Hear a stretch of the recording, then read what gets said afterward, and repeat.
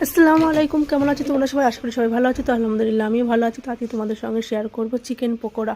তো চিকেন পকোড়া করার জন্য প্রথমে বনলেস চিকেন নিয়ে নিয়েছি, আমি ভালোভাবে ধুয়ে নিয়েছি। চিকেনগুলো একটা বাটিতে নিয়ে নিয়েছি। তো প্রথমে গোলমরিচের গুঁড়ো দিয়ে দিয়েছি, ধনে গুঁড়ো, লঙ্কা গুঁড়ো, হলুদ গুঁড়ো, পরিমাণ মতো লবণ আর আদা রসুনের পেস্ট দিয়ে ভালোভাবে মাখিয়ে নিতে হবে। তো এই যে আমি ভালোভাবে মাখিয়ে নিয়েছি। তো নিয়ে আমি 10 থেকে 15 মিনিটের জন্য ফ্রিজে রেখে দেবো। তো এইদিকে আমি পেঁয়াজগুলো কুচি করে নেবো। তো এই যে আমার পেঁয়াজ কাটা হয়ে গেছে। তো এবার আমি আদা রসুনের পেস্ট,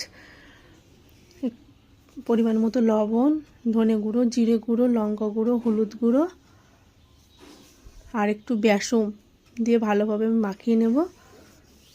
তো এই যে আমি মাখিয়ে নেব এবারে। তো এই যে আমার মাখানো হয়ে গেছে। তো এবারে আমি ওই চিকেনগুলো দিয়ে দেবো, দিয়ে ভালোভাবে মাখিয়ে নেব।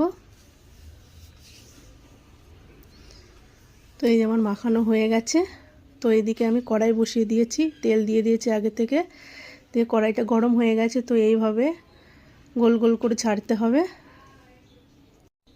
তো এই যে এইভাবে দিয়ে দিতে হবে। তো এই যে দিয়ে ভালোভাবে এপিট ওপিট ভালোভাবে লাল লাল করে ভাজতে হবে। তো আমার এক পিঠ হয়ে গেছে, তো আমি উল্টে দিয়েছি। তো এই যে আমার ভাজা হয়ে গেছে, লাল লাল হয়ে গেছে দেখো। তো এবার আমি নামিয়ে নেব। এই যে নামিয়ে নিয়েছি। তো আবার আমি ওই সেমভাবে আবার ভেজে নেব।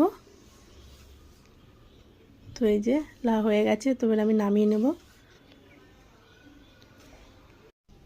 তো এই যে কেমন হয়েছে বলো, অবশ্যই কমেন্ট করে জানাও।